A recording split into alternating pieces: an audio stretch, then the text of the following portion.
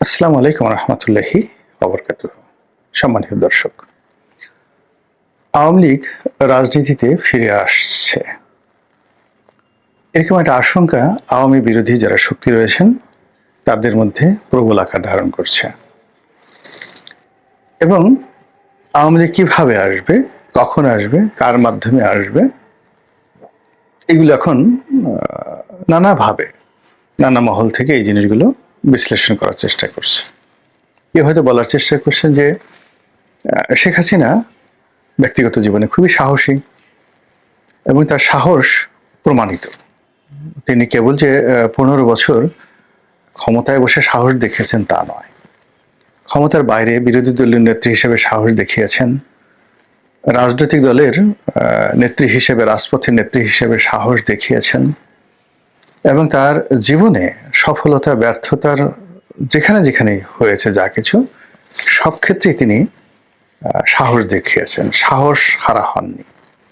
একটা উদাহরণ দিই, যেমন ধরুন এরশাদ জামানাতে তার সমাবেশের উপর গুলি চালানো হলো, প্রায় 18 জন একেবারে নির্বিচারে স্পট ডেথ চট্টগ্রামে।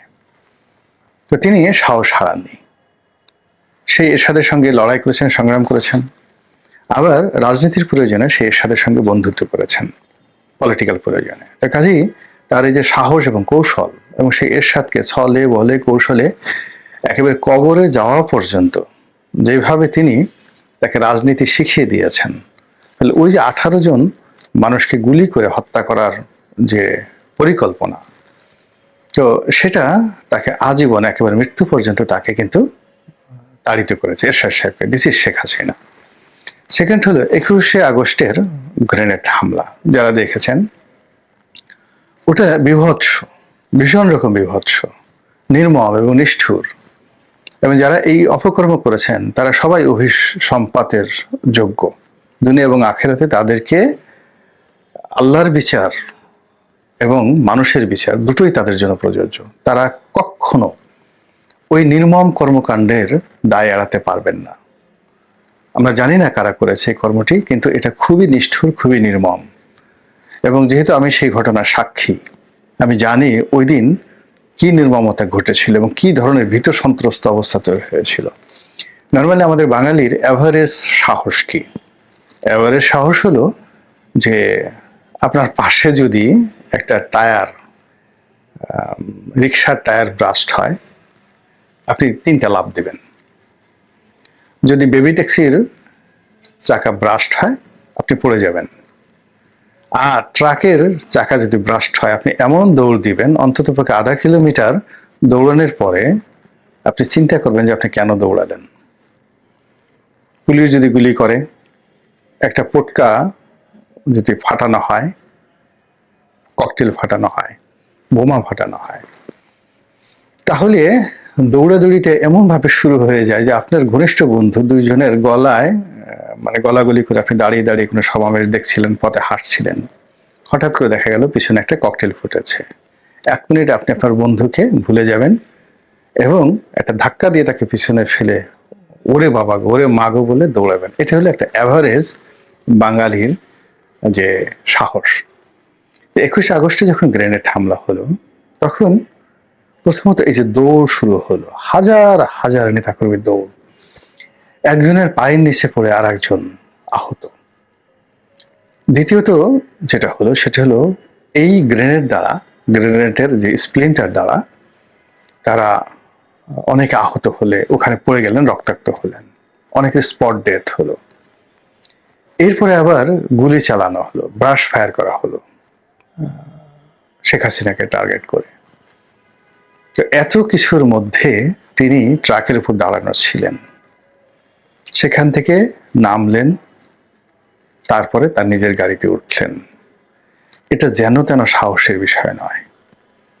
যারা বলেন যে এটা শেখ হাসিনার পরিকল্পিত, যিনি বিএনপিকে বিপদে ফেলার জন্য এই কাজ করেছেন, আল্লাহর গজব তাদের জন্য অপরিহার্য। তাদের মস্তিষ্কের উপর ক্রিয়া পড়বে রীতিমতো। এখন এই যে 21শে আগস্টের যে গ্রেনেড হামলা, তারপরে ওনার যে আহাজারি, ওনার যে চিৎকার, ওনার চোখের যে আকুতি, ওনার কান্না, ওনার ক্রোধ একটু ভালো করে দেখেন তো, পৃথিবীর সবার মতামত নেন, সমস্ত মনোবিজ্ঞানীদের দেখান যে এর মধ্যে কোনো অভিনয় আছে নাকি। তো সেই অবস্থাতে তিনি সাহস হারা হননি। 1/11-এর সময় আপনারা জানেন যে তত্ত্বাবধায়ক সরকারের যে তৎকালীন যে মঈনুদ্দিন ফখরুদ্দিন সরকারের যে মাস্টার প্ল্যান, সেই মাস্টার প্ল্যান অনুযায়ী বেগম জিয়া চলে যাবেন। তারেক রহমান সাহেবকে আগেই পাঠিয়ে দেওয়া হয়েছে এবং বেগম জিয়া নীতিগতভাবে রাজি হয়েছেন এবং তিনি ব্যাগ ঠ্যাগ গুছিয়ে বসে আছেন, রেডি হয়ে আছেন। তো এই যে রেডি হয়ে আছেন, এই সময়টিতে মেজর আক্তার, এই যে বিখ্যাত মেজর আক্তার এমপি, তিনি সেখানে ঢুকলেন এবং বেগম জিয়াকে সেখান থেকে নেওয়ার জন্য তৎকালীন ডিজিএফআই ব্রিগেডিয়ার বাড়ি, সেখানে তিনি বসেছিলেন। তো বেগম জিয়া যাবেন, ঠিক এই সময়টাতে তার বাসায় ঢুকে মেজর আক্তার বললেন, ম্যাডাম আপনি একই কাজ করছেন, আপনি যদি এখন যান বিএনপি রাজনীতি শেষ হয়ে যাবে। এবং উনি দেখেন যে স্টাইলে কথা বলেন, সারা জীবনের জন্য বিএনপি রাজনীতি শেষ হয়ে যাবে এবং এই যারা আপনার বিরুদ্ধে চক্রান্ত করছে তারা লাভবান হবে।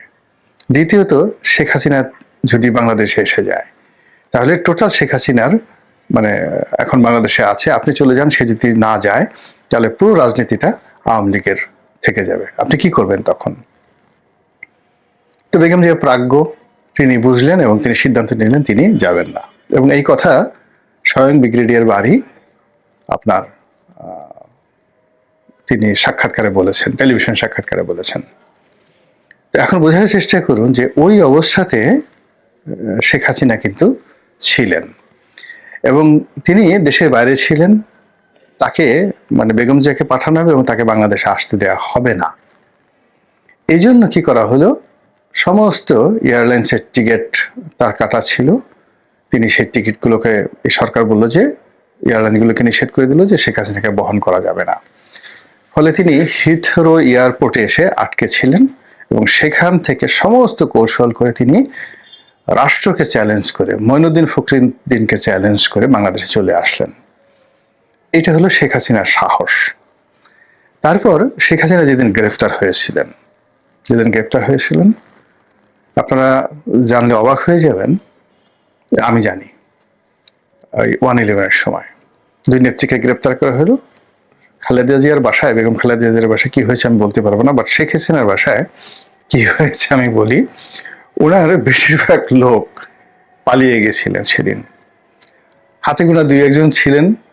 তিনি অভিমান করে খুব করে বললেন যে তোমরা থেকে লাভটা কি, তোমরাও চলে যাও, এবং তারাও অনেকে চলে গেল। এরপর যুব মহিলা লীগের নাজমা থেকে শুরু করে অন্য সবাই যারা ছিলেন রাজনৈতিক নেতাকর্মী, এই তারা উপস্থিত হলেন সেখানে, কিন্তু ওনার যারা পার্সোনাল স্টাফ ছিল তারা কিন্তু সবাই পালিয়েছিলেন। কিন্তু উনি স্থিরভাবে বসেছিলেন এবং সেখান থেকে তাকে যে অপমান করে, যে কষ্ট দিয়ে সেই ঢাকা কোর্টে উঠানো হয়েছিল টানা হেসলা করে, এ দৃশ্য আমরা এখনো দেখি, কিন্তু তিনি কোনো অবস্থাতে সাহস হারা হননি। তো সেই রমণী এখন যেখানে আছেন, 1/11-এর সময় যেখানে ছিলেন তার চেয়ে 100 গুণ বেটার অবস্থায় তিনি আছেন ভারতের জিম্মায়, with full support of India. এবং 1971 সনে ইন্ডিয়া যে মানে অবস্থানে ছিল আন্তর্জাতিক প্রেক্ষাপটে, তার চেয়ে 100 গুণ ভালো প্রেক্ষাপটে এখন ইন্ডিয়া আছে। আর ইন্দিরা গান্ধী 1971 সনে যে অবস্থা ছিল তার চেয়ে 100 গুণ কর্তৃত্ব নিয়ে নরেন্দ্র মোদী আছে। আর ওই সময়টাতে তাজউদ্দিন সরকার যত দুর্বল অবস্থানে ছিল, বঙ্গবন্ধু তো জেলখানাতে, তার সাথে 1 কোটি গুণ শক্তিশালী অবস্থানে আছে আওয়ামী লীগের নেতাকর্মীরা দেশে, দেশের বাইরে এবং স্বয়ং শেখ হাসিনা। তো কাজেই তিনি যদি সাহস দেখাতে চান, টুস করে ঢুকে পড়তে চান, এটা কথার কথা নয়, এটি হতে পারে। এবং সেটা যদি হয় তাহলে কি যে হবে আমরা বলতে পারি না। বাংলাদেশের রাজনীতিতে কিয়ামত হয়ে যাবে অথবা আওয়ামী লীগ পুনর্বাসিত হবে। যদি সে সেটা সাহসটা দেখায়, টিল নাও, আজকের দিনে। এখন সমস্যাটা হয়ে গেছে যে শেখ হাসিনা পালালেন কেন বা তিনি উড়ে গেলেন কেন? এটা একটা $1,000,000 প্রশ্ন। শেখ হাসিনার সাথে যারা ছিলেন এরকম প্রায় 1000 খানেক লোক, তারা খুবই নিরাপদে কেউ এয়ারপোর্ট দিয়ে, কেউ সীমান্ত দিয়ে পালিয়ে গেলেন। ভারতে, সিঙ্গাপুরে, ব্যাংককে, আমেরিকাতে। টাকা পয়সা, তাদের টাকা পয়সা তারা আগেই নিয়ে নিয়েছিল, এবং বাংলাদেশে তারা কেউ তাদের আত্মীয় স্বজনের বিপদে আপদে নেই। তো কাজে এখানে এই যে আওয়ামী লীগের 1000 শীর্ষ নেতাদেরকে, যাকে বলা হয় নিরাপদে পৌঁছে দেওয়া, যারা আওয়ামী লীগের মূল শক্তি এবং তাদের সবার হাতেই হাজার হাজার কোটি টাকা আছে। 2 নম্বরে হলো যে আওয়ামী লীগের কিছু নেতাকে গ্রেপ্তার দেখানো হয়েছে। এখন যাদেরকে গ্রেপ্তার দেখানো হয়েছে তাদেরকে আওয়ামী লীগ অনেক আগেই মাইনাস করতে চেয়েছিল, কিন্তু তারা এরকম একটা সিন্ডিকেট গড়ে তুলেছিলেন, সেই সিন্ডিকেশনের কারণে এদেরকে আসলে বাদ দেওয়া যায় নাই। তো এই লোকগুলো আওয়ামী লীগের খাতায় বাতিল মাল। সেই বাতিল মাল যারা আছেন তারাই বাংলাদেশে রয়েছেন, পালাতে পারেননি, এবং তাদের একটা বিরাট অংশকে গ্রেপ্তার করা হয়েছে। কিন্তু আওয়ামী লীগের যে সকল টাটকা, যাকে বলা হয় সম্পদ রয়েছে, বাতিল মাল বললাম আর টাটকা সম্পদ, তো টাটকা সম্পদ রয়েছেন, বা asset, valuable asset, effective asset, যাদেরকে নিয়ে আওয়ামী লীগ মাঠে ময়দানে লড়াই সংগ্রাম করেছে এবং আগামীতে লড়াই সংগ্রাম করার স্বপ্ন দেখে, সেই মানুষগুলোকে নিরাপদে, নিশ্চিন্তে, নির্ভাবনায় পাঠিয়ে দেওয়া হয়েছে, এবং তারা সেখানে গিয়ে নির্ভাবনায় আছেন, কোনো রকম সমস্যা নেই। এখন তারা কি সেখানে বসে বসে আঙ্গুল চুষবেন? তারা কি সেখানে বসে বসে ডক্টর মোহাম্মদ ইউনূসের জন্য দোয়া করবেন যে হা হা হা, এত ভালো মানুষ হয় না, ওনার শাসন আমলে আমরা এইভাবে পালিয়ে এলাম, যদি বিএনপি আসতো আমাদেরকে এইভাবে পালাতে দেওয়া হতো? কাজেই ডক্টর মোহাম্মদ ইউনূসের হায়াত আল্লাহ দারাজ করে দাও, হায়াত বৃদ্ধি করে দাও, তাকে হায়াতের তাইয়্যিবা দান করো। অথবা তারা কি ডক্টর মোহাম্মদ ইউনূসের শানে মিলাদ পড়াবেন, নাকি উমরা করে আসবেন, নাকি ডক্টর মোহাম্মদ ইউনূসের পতনের জন্য এবং তাদের নেত্রী শেখ হাসিনাকে ক্ষমতায় বসার জন্য, আওয়ামী লীগকে ক্ষমতায় নেওয়ার জন্য তারা সর্বশক্তি নিয়োগ করবেন? নিজেরাই চিন্তা করুন। এখন এই দুটো চিন্তার মধ্যে দেখুন, যেখানে প্রথম যে ভুলটা হয়ে গেছে সেটি হলো স্বয়ং শেখ হাসিনা যেভাবে নির্বিবাদে চলে গিয়েছেন, এই চলে যাওয়াটা শেখ হাসিনার জন্য ঠিক আছে। এটা আসাদ সাহেবের ক্ষেত্রে ঘটে, রেজা শাহ পাহলভীর ক্ষেত্রে ঘটেছে। মানে রাষ্ট্রের যিনি প্রধান, তাকে যেহেতু রাষ্ট্রীয় প্রোটোকল থাকে, এখানে তাকে নিরাপদে পৌঁছে দিতে হবে, আদারওয়াইজ এখানে একটা রক্তারক্তি কাণ্ড ঘটলে পুরো রাষ্ট্রীয় ব্যবস্থা নিয়ে একটা টানাটানি লেগে যেত। কিন্তু বাকি যারা ছিলেন, শেখ রেহানা ছিলেন, অন্যান্য তার আত্মীয় স্বজন ছিলেন, আরো অনেকে ছিলেন, তো ইচ্ছা করলে তাদেরকে যদি আটকানো যেত, তাহলে আজকে আওয়ামী লীগের যে ফিরে আসা নিয়ে আমাদের যে আতঙ্ক, আমাদের যে ভয়, আমাদের যে ক্যালকুলেশন, বা আমরা যে সকল কথাবার্তা বলছি, এই শর্টটা অনেকটা কমে যেত। এরপরের যে প্রসঙ্গ সেটি হলো, কেন বারবার আওয়ামী লীগের কথা আসছে, কেন আমরা বিএনপির কথা বলছি না, জামাতের কথা বলছি না, ডক্টর ইউনূসের কথা বলছি না? আমাদের এখন আসলে আওয়ামী লীগের নামই নেওয়া উচিত না, আওয়ামী লীগের নাম শুনে আমাদের বমি করা উচিত। এর কারণ হলো যে আমরা সবাই এই দলটি দ্বারা এমনভাবে নির্যাতিত হয়েছি যে আগস্ট মাসের 5 তারিখের আগে অনেকে চেয়েছেন যে যে কোনো মূল্যে আওয়ামী লীগের পতন হোক। এমনকি অনেক লক্ষ লক্ষ মা বোনেরা, ভাই বোনেরা, দাদারা, চাচারা, তারা বলেছেন যে আল্লাহ, আমার জীবনের বিনিময়ে তুমি আজরাইলকে পাঠিয়ে আমাকে নিয়ে যাও, আমার সন্তানরা যেন আওয়ামী লীগ মুক্ত একটা দেশে, শেখ হাসিনা মুক্ত একটা দেশে বসবাস করতে পারে, সেই ব্যবস্থা করে দাও। আমি অসহায়, আমি কিছু করতে পারছি না, এই দোয়া করেছে। রাস্তাঘাটের যারা রয়েছেন সবাই সমালোচনা করেছেন, গালাগালি করেছেন, অকথ্য ভাষায়, অশ্রাব্য ভাষায় গালাগাল করেছেন।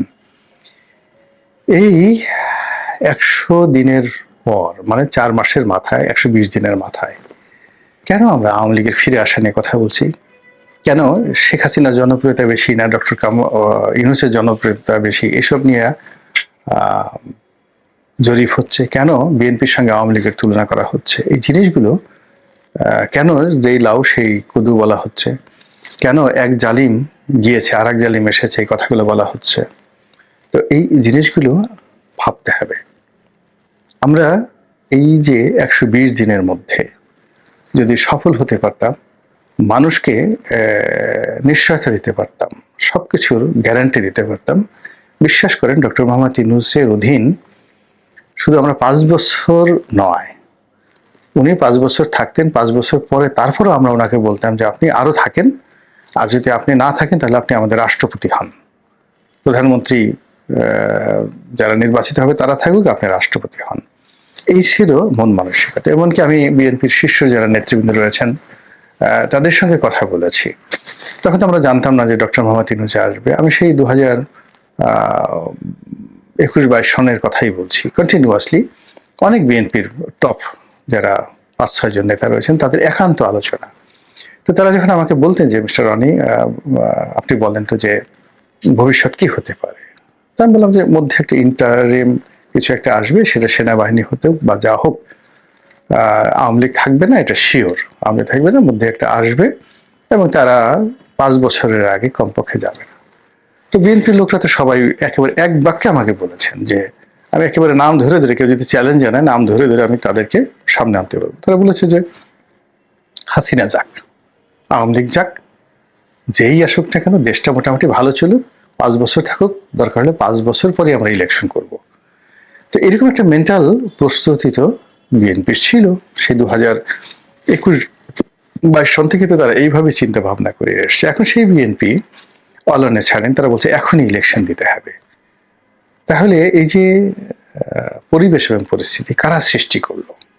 নিঃসন্দেহে এখন যারা রাষ্ট্র ক্ষমতায় আছে তারাই করেছেন, এবং তাদের কর্মকাণ্ড, তাদের কথাবার্তা, তাদের আচরণ এবং তাদের বিভিন্ন ব্যর্থতা এবং তাদের দোদুল্যমানতা সব মিলিয়ে এমন একটা পরিবেশ এবং পরিস্থিতির সৃষ্টি করেছে যার ফলে মনে হচ্ছে এই আওয়ামী লীগ বোধহয় এসে গেল, বা আওয়ামী লীগ যে কোনো মুহূর্তে এসে যেতে পারে।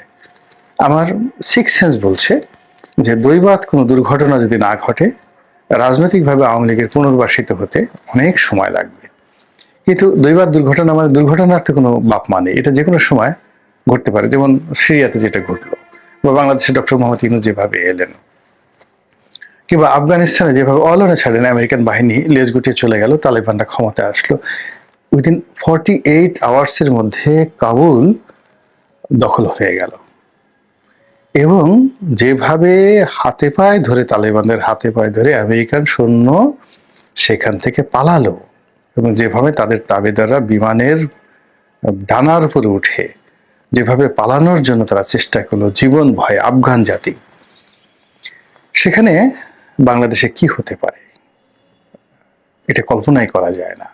বাস্তবতা হলো অনেক রক্ত দিয়েছি, অনেক রক্ত ঝরিয়েছি এই আওয়ামী লীগকে বিদায় করার জন্য। এখন কতটা বিপদে পড়লে, অনেকটা এখন সেই আওয়ামী লীগকে যদি আবার রাষ্ট্র ক্ষমতায় আমরা দেখি, আওয়ামী লীগের আগমন ধ্বনিতে যদি জয় বাংলা বলতে হয়, তাদের জন্য যদি ফুলের পাপড়ি বিছাতে হয়, তাহলে নিজের চামড়া দিয়ে জুতো বানিয়ে নিজে পরিধান করে পাহাড়ে উঠতে যে কষ্ট হয় একটা মানুষের, তার চেয়ে অনেক অনেক বেশি কষ্ট অনেক মানুষের হবে। আল্লাহ আমাদের সবাইকে হেদায়েত দান করুন এবং হেফাজত করুন। আসসালামু আলাইকুম ওয়া রাহমাতুল্লাহি ওয়া বারাকাতুহু।